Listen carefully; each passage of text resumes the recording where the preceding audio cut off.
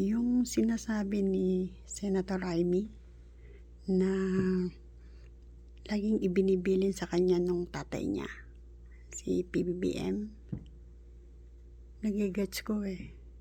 Kasi pag napapanood ko si PBBM pag nag-i-speech, meron akong nakikitang side na weak.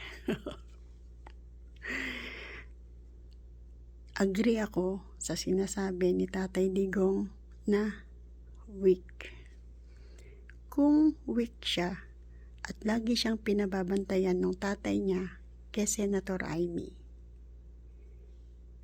mag-a-agree ba kayo sa akin na siya ay biktima rin nung nakapaligid?